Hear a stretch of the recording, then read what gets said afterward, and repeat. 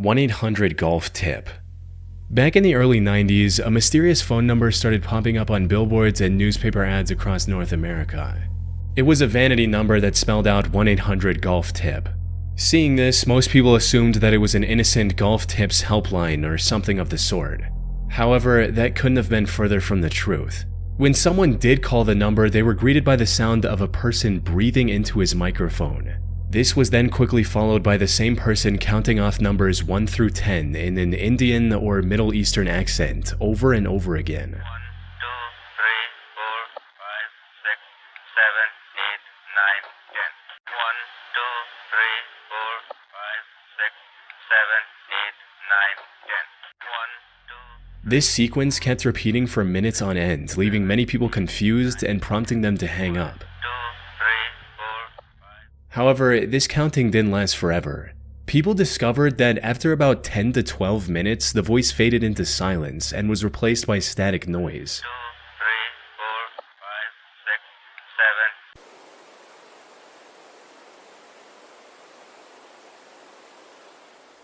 6, 7. But that wasn't all, because the ones who kept on listening were eventually startled by a loud and unsettling siren sound.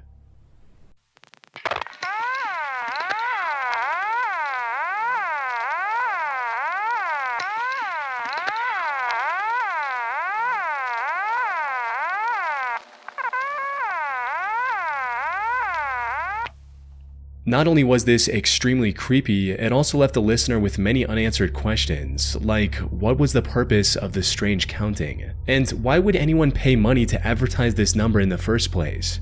Over the next few years, the 1-800-GOLF tip number became a modern folktale of sorts. People heard about it through word of mouth, dialed it out of curiosity, and were all met with the same eerie voice. This phenomenon was widespread enough to become one of the earliest internet rabbit holes, as I found mentions of the number dating as far back as 2003. However, the complete lack of information gave rise to a flood of theories attempting to explain the mystery, including one which speculated if 1-800-GOLF tip had something to do with number stations, which, for those who don't know, are shortwave radio broadcasts of unknown origin. These usually transmit sequences of spoken numbers, tones, or coded messages, often in eerie, mechanical voices.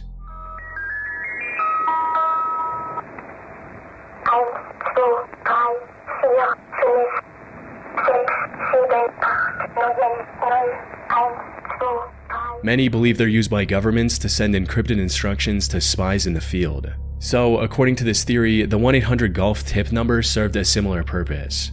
Another theory that many came up with was that this number was a part of a marketing campaign, probably to gather working phone numbers for telemarketing later or as a social experiment to generate hype for an upcoming product.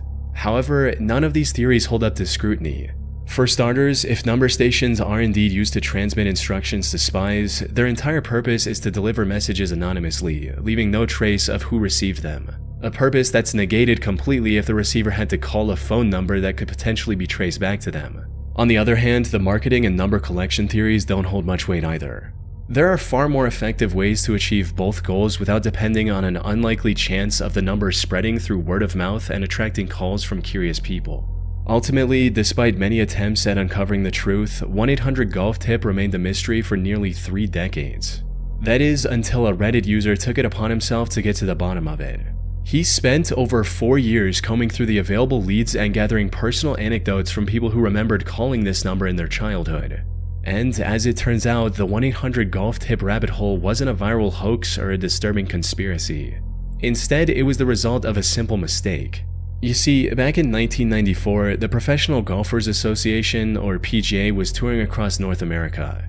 And in an effort to promote the sport, they set up billboards and purchased ad space in newspapers, listing their golf tip line 1-800-GOLF tip.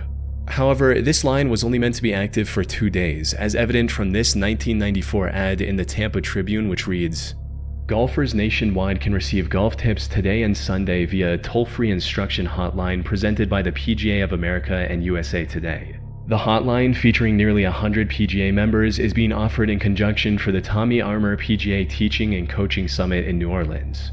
Call 800-GOLF tip." Following the campaign, billboards in low-traffic areas that never received the new ad ended up staying up far longer than intended. However, by then the tip line was replaced by a placeholder test message from the phone company. As for the disturbing siren sound at the end, it was just one of the many pre-recorded tones phone companies used to signal that the call hadn't reached its intended destination. In the end, 1-800-GOLF-TIP wasn't a covert spy line or a clever marketing ploy. It was simply the byproduct of a phone company forgetting to disconnect a test number. And while the truth isn't as thrilling as some might have hoped, it brought closure to those who spent nearly 30 years chasing the mystery. User 927. On August 4th, 2006, AOL, which was an early search engine like Google, released a text file on its website containing 20 million search queries from its users. These queries were collected from over 650,000 users and spanned a period of about 3 months. Whether this release was intentional or simply a private file mistakenly made public remains unclear. The users' actual names were replaced with anonymous filler numbers starting at 1, so like user 34 or user 152, but based solely on each user's searches, you could usually still find out a lot about them. The company did apologize and remove the file 3 days later, but it was already too late. Thousands of people had already copied the file and began combing through it out of curiosity. And while most of the searches were exactly what you'd expect, like users looking for restaurant recommendations, planning vacations, or searching for medical symptoms, user 927's search history stood out from the rest for just how shockingly disturbing it was. It started off quite normal, with user 927 looking up songs from various artists. There were also some medical queries, such as the time it takes for a broken leg to heal and fungal infections, as well as numerous searches on different types of flowers. But it didn't take long for user 927's searches to shift into the realm of deeply inappropriate and not safe for work. Now, due to the explicit nature of these searches, I can't share them on YouTube, but just note that many of them were deeply unsettling and painted a troubling picture of the user behind them. However, this was only the beginning. As the weeks went on, user 927's searches grew darker, more specific, and far more disturbing. It went from looking up questionable stuff to searching for straight up illegal and harmful material. The unsettling nature of user 927's search history sparked widespread discussion and concern across the internet, even inspiring an off-Broadway play which delved into themes of cyberstalking, privacy, and the implications of our digital footprints. Despite their infamy, however, user 927 was never identified. All we know is that they were likely from Colorado based on a single search from the state's official government website. It's also likely that these searches were made on a shared family computer, since they often flip-flopped between wholesome searches and illegal not safe for work searches. Apart from that, the identity of user 927 remains a mystery to this day. Google Translate anomalies. Near the end of 2017, a few users on 4chan noticed a bizarre phenomenon with Google Translate, where typing in incoherent and broken strings of characters led to eerily normal-sounding responses. For instance, typing the letter O and P repeatedly resulted in Google Translate telling the user to click on the image to view more. Similarly, using P and S instead produced something that resembled a snippet from an email. Now, it would have been easy to write it off as a coincidence, just random characters accidentally forming something familiar, but as more people tested it, the more weirdly consistent the outputs became, like the Translate app telling the user to go ahead and ask any questions they might have, or in some instances, telling them that they have a chronic disease, a tendency to be infected with the virus, and that they will have a lot of pain. How could a nonsensical mix of characters produce such specific and sometimes threatening translations? At this point, the most reasonable explanation was that this was simply a glitch, perhaps an obscure bug in Google's Translate system. After all, most of these eerie translations occurred specifically when converting between Somali and English, suggesting a potential flaw in how the algorithm handled that language pair. But what made this seem unlikely was the amount of unique information Google Translate was showing in response to these requests, including things like a link to a Facebook post or what appeared to be an email address. In a similar vein, a few specific combinations also provided results that read like a private conversation between two people, stating things like, "You will be given the opportunity to be re-elected," and "This is a great way for you to come to our country." So, what is going on here? Unfortunately, despite the online interest, Google never acknowledged the problem, so we can only speculate. And while I did come across some wild theories suggesting that Google Translate was somehow a sentient AI trying to communicate outside of its intended purpose, these theories are of course not true. One possible theory is that this was the work of a rogue Google employee, someone who out of frustration or boredom decided to tamper with the system. Maybe they were trying to degrade the app's quality out of spite, or perhaps they simply wanted to leave behind a hidden Easter egg for others to discover. However, someone risking their lucrative career at Google for something this uneventful and niche is fairly hard to justify. From everything I've seen, the most plausible explanation is still the one mentioned earlier, that all of this was just a glitch or an overlooked bug in the system. As for the oddly specific bits of information, those could have come from any number of internal sources. Consider this: massive platforms like Gmail, Google Drive, and Search process billions of data points every day. So it's not hard to imagine a coding error causing Google Translate to inadvertently pull fragments from those interconnected services, which, if true, would be a real security and privacy threat. That said, I tried replicating the troubling prompts myself and came up empty. Whatever was causing the bizarre outputs seems to have been quietly patched out by Google since the story first broke out. Ted the Caver. On March 23, 2001, a man named Ted began sharing his caving experience in an online journal. The story started a few months earlier in December 30th, 2000, when Ted and his friend B were exploring a cave they thought they knew well. But on this particular trip, they found something unexpected: a small hole on a wall near the cave's lowest point. As Ted kneeled down to get a closer look inside, he felt a faint breeze coming from the hole, suggesting there might be an entire unexplored cave system lying just beyond the narrow opening. The excitement of being the first people to explore this new section of the cave outweighed the inherent danger of venturing into the unknown. After surveying the area, Ted and B decided to widen the hole and carve out a passable corridor. About a month later, on the 27th of January, they began to chisel at the rock. But something felt strange. The two felt a suspiciously strong wind coming from the hole, followed by low, ominous rumbling from deep within the cave. They tried to rationalize these occurrences, thinking that the wind was just blowing a little stronger outside, and that the rumbling noise was coming from the trucks driving on the mountain road above the cave. So, despite the noise growing louder and more frequent, they pressed on. A decision they'd come to regret, as the sense of unease kept getting worse, fueled by a series of increasingly disturbing occurrences, like their dog becoming agitated as soon as it reached the cave and refused to go anywhere near the hole, or the two hearing what Ted described as the most terrible scream he has ever heard from the hole, lasting nearly 10 seconds. Once the hole was big enough, Ted crawled through to the other side, only to be met by a massive, unnaturally round boulder sitting in the center of a small chamber. There were also hieroglyph-like drawings on the walls depicting people standing around a strange symbol. He took photos on his disposable Polaroid camera and came back.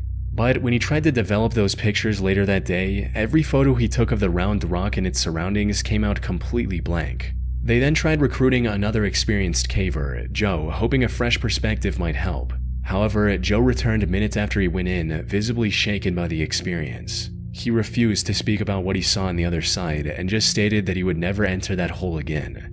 Left with no other choice, Ted decided to explore the new area himself. But as soon as he reached the other side, he began hearing the rock scraping sound again.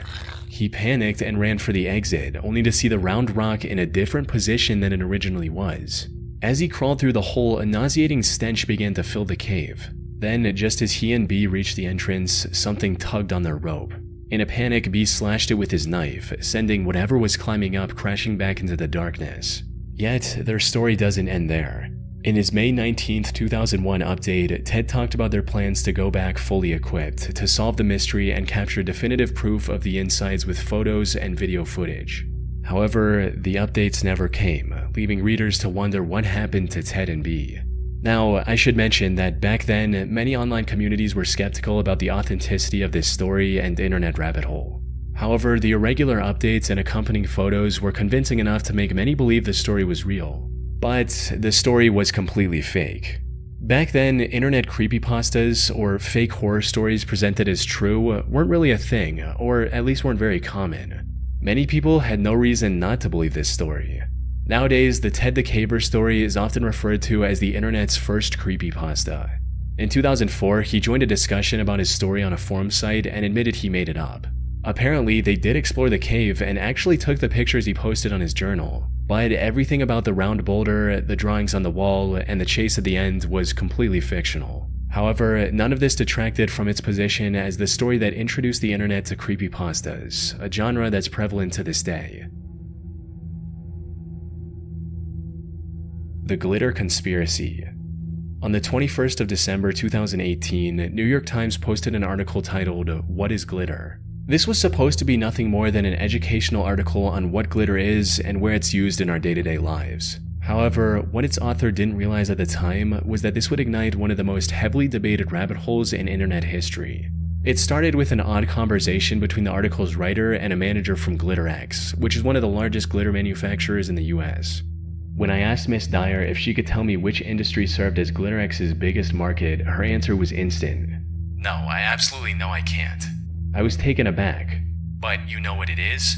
"Oh God, yes," she said and laughed. "You would never guess it. Let's just leave it at that." I asked if she could tell me why she couldn't tell me. "Because they don't want you to know that it's glitter. If I looked at it, I wouldn't know it was glitter?" "No, not really."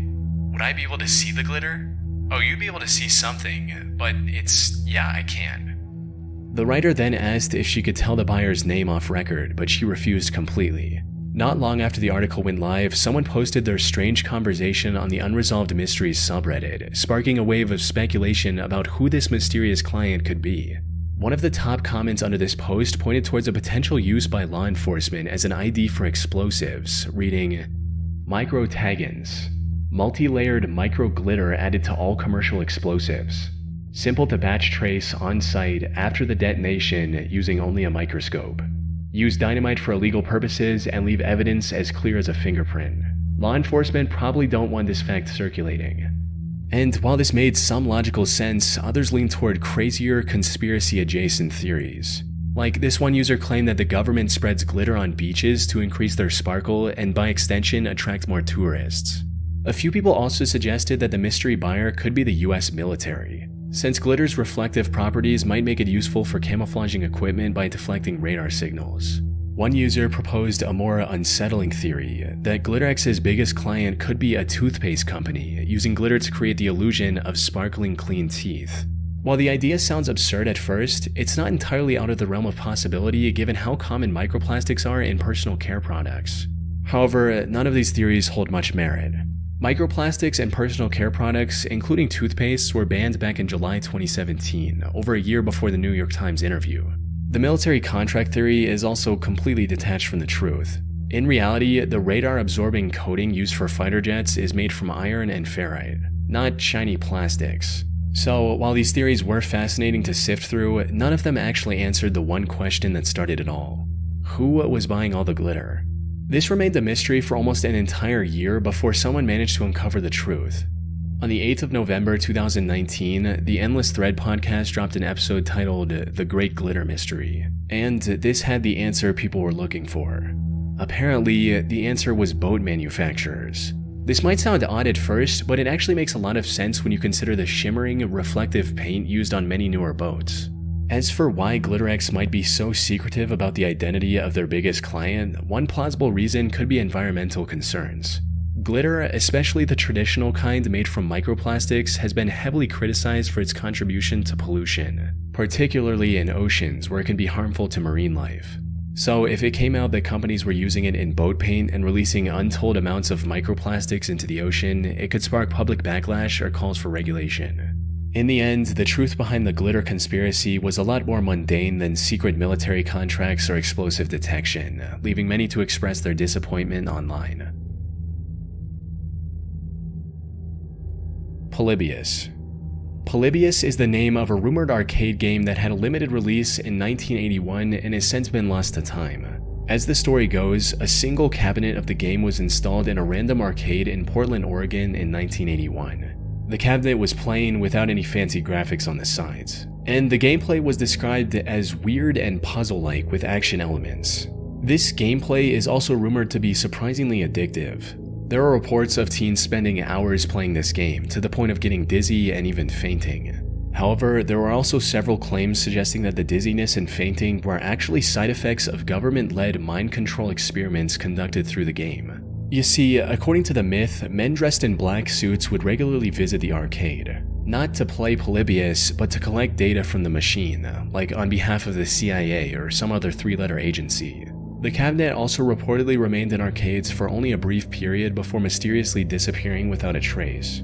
This mix of addictive gameplay, side effects like amnesia and nightmares, combined with the alleged Men in Black sightings, cemented Polybius in urban legend history. But here's the thing, there's no concrete proof the game ever actually existed. No official records, no contemporary newspaper articles, nothing verifiable from 1981 mentions it. The only, quote, real evidence of its existence is this screenshot of the title screen, which looks a bit too advanced for its era, and this grainy black and white picture of an allegedly real Polybius cabinet. The high noise, overblown exposure, and overall low resolution makes it near impossible to extract any details. However, given the overall shape of the cabinet, this was likely a repurposed Namco cabinet with its stickers removed. And even if these images are real, there are no sources dating back to the 1980s that could verify their authenticity. In fact, from what I was able to find, one of the earliest mentions of Polybius in any gaming magazine or website was in the year 2000 on a website called coinop.org. The legend did become widespread enough to inspire enthusiasts into building their own real-life Polybius arcade cabinets. However, I wasn't able to find a single piece of evidence matching its original description. So, where did the story come from?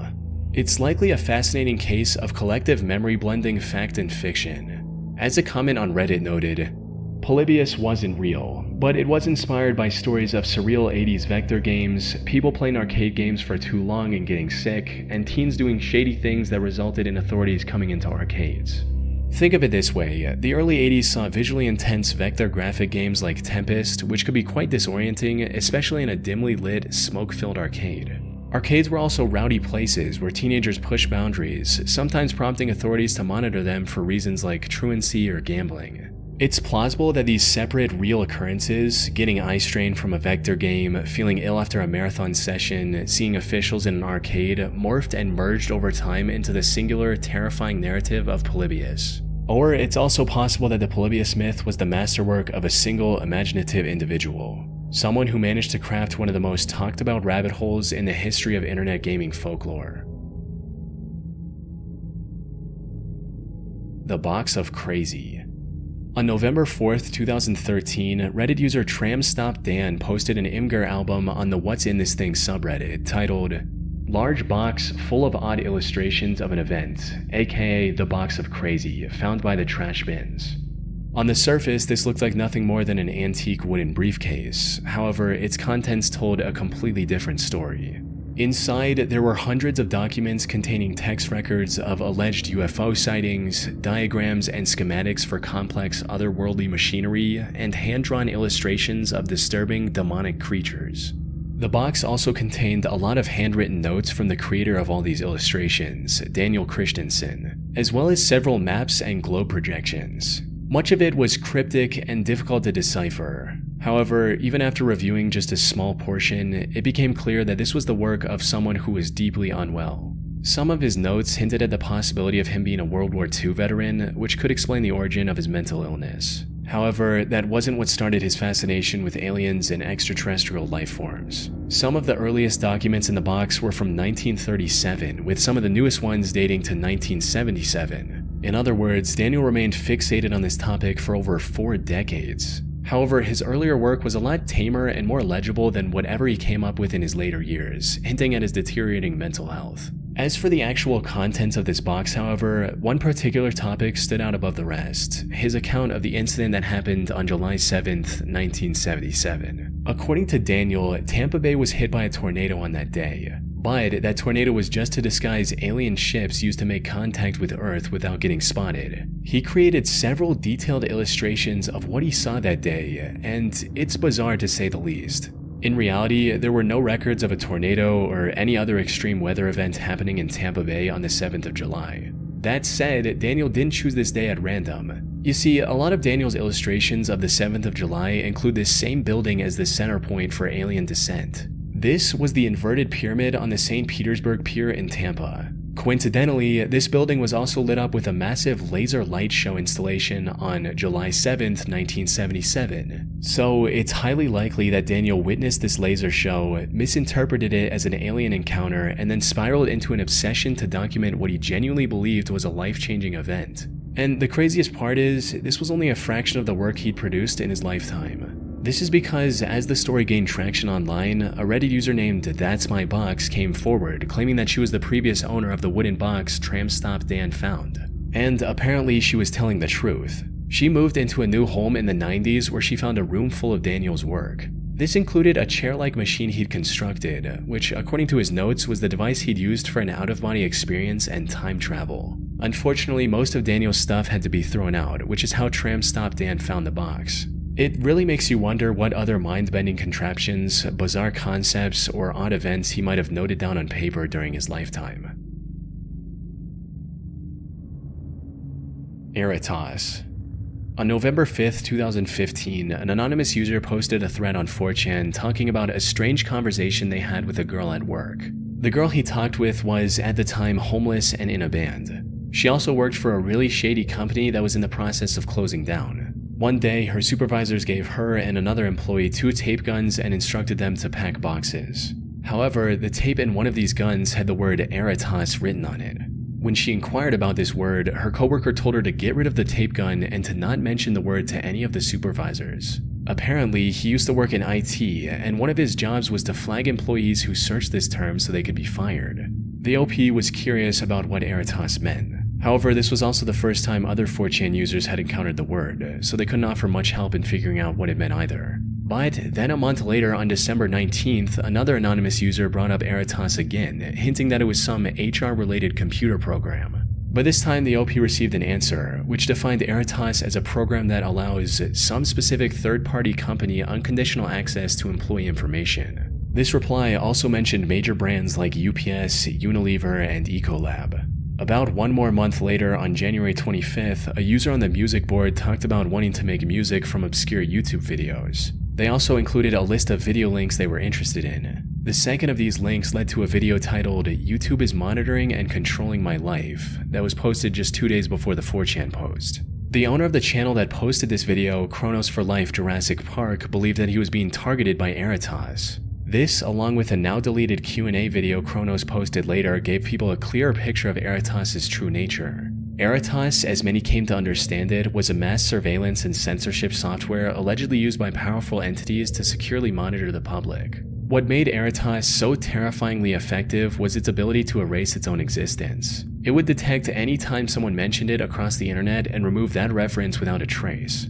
Chronos even posted a video titled "Here Goes Nothing" as bait for Aerotos, hoping the advanced algorithm would target and delete the video, thereby proving it was real. But that wasn't all. Turning on captions revealed that the video also had hidden messages at several points throughout its runtime. Decoding these messages led to a fake address that was listed on the profile of a band called KFC Murder Chicks. This band featured homeless girls, and surprisingly, one of them reportedly worked in a warehouse, just like the mysterious girl who told the first 4chan user about Aerotos. Looking further into this band revealed a YouTube upload of one of their songs which had the word Aerotos in its description as well. The channel that uploaded this video, Todd Ellsworth, also had a relatively empty Twitter account with the word. The only noteworthy post on this account was this creepy, elongated portrait of a man. By this point, many people who were following the mystery assumed that Todd and the KFC Chicks band had something to do with Aerotos. Or at least they knew something about this advanced algorithm that no one else did. But when asked about it, they denied having any knowledge about the term. Unfortunately, that's where the lead stopped. Users had so much information and connection points between various groups and people, but it led to nowhere. This left Aerotos as just another unsolved mystery of the internet. That is until August 2020, when a YouTuber called Toxicologist managed to get an interview with a person named DJ Roswell. As it turned out, Roswell was behind everything from the very beginning. He was the leader of the KFC Murder Chicks band and wanted to promote his band with an ARG. So he was the one who created the lore surrounding Aerotos and every puzzle piece connecting to it. As for this unsettling image, this turned out to just be a police sketch of a horrible criminal from Hawaii that had nothing to do with the band or the ARG. Roswell just used this picture because it was attention-grabbing. Unfortunately for Roswell, people weren't able to progress through the storyline fast enough, and many lost interest over time, giving a tragically mundane ending to the mystery of Aerotos. Alan Tutorial. In June 2011, a YouTube channel called Alan Tutorial uploaded its first video called How to Leak on a Piece of Paper. This 1 minute and 15-second video didn't make any logical sense and was just a jumbled mess of random actions. You rip off a piece of paper, and you're gonna put the paper on the floor. Next thing you do is you gotta take the fork, and you're gonna have to ram a hole inside. The channel began producing videos of obscure tutorials, like teaching users how to make a windmill from household items, or how to fill a tiny bin with dirt. However, as time went on, users began to notice the mental health of the creator, Alan, begin to deteriorate. He went from gleefully explaining some illogical concept to crying during tutorials and getting accidentally hurt while trying to make the video. This marked a shifting point in the channel where it went from silly to often downright disturbing, and no video encapsulates this better than the one titled Disc Tutorial. It shows the host, Alan, getting kidnapped in a truck and slipping over his own blood, all while trying to make his usual tutorial. Even in captivity, Alan continued creating content with whatever he had access to, at one point even resorting to reading the news on camera just to stay connected with his audience. All of this, of course, turned out to be nothing more than a fictional storyline created by art student Alan Resnick. And while many of his longtime viewers understood this, newer viewers stumbling across his uploads out of context often couldn't make sense of what they were watching, with a concerned comment under the Disc Tutorial video reading, "Either this guy is a brilliant actor / art student, or something weird is happening and none of us suspect anything because we all think he's a brilliant actor / art student. I'm starting to have my doubts." All of this came to an end in December of 2014 when Alan posted his final video simply titled Tutorial, a nearly 2-minute upload in which Alan finds a way to bust through a wall and escape his captor, never to be seen again. Ever since this conclusion, fans have gone back and analyzed each video to find the hidden meaning and bits of lore. According to the most popular interpretation, the character Alan Resnick created suffers from autism and was living with his older brother and his girlfriend who didn't like him. This explains why he ends up homeless at one point as his uncaring family kicks him out. Some users have also speculated that the reason he's crying in the blue chair tutorial video is because it reminds him of the way he found his mother after her death. This theory is supported by the video's description, which reads, "If your chair is on the floor, here is how you get it back and pick up all the pieces of something broken and unfair." However, creator Alan Resnick has never confirmed or denied any of these theories, choosing to leave his years-long art project open for interpretation instead. This House Has People in It.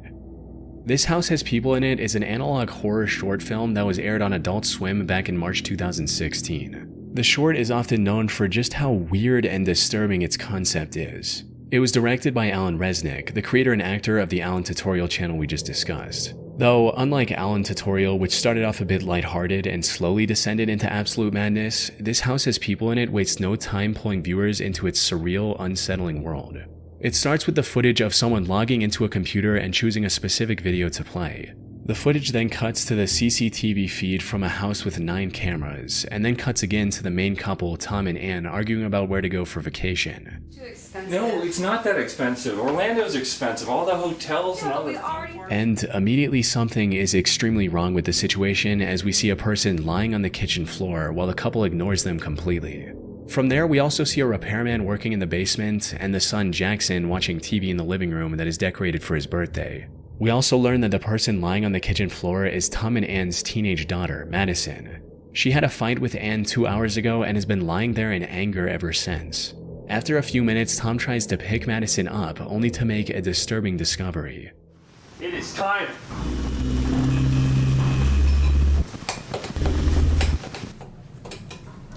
What? Prime links. That is disgusting.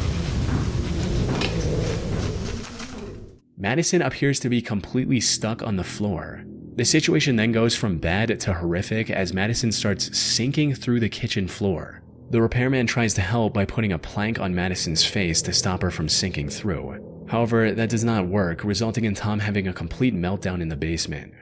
I'm ready for it, you! I'm ready for anything! Beautiful. You've always been so beautiful. You need to stop right now! I praise you. I serve you. Left with no other option, they make a final-ditch effort to save their daughter by placing a mattress underneath her. We eventually see Madison fall onto the mattress, which then immediately cuts to a shot of the mattress without her, implying that she fell through the basement floor as well. The short ends with the guests who gathered for Jackson's birthday lying down in the yard just like Madison, while Tom and Ann are freaking out inside.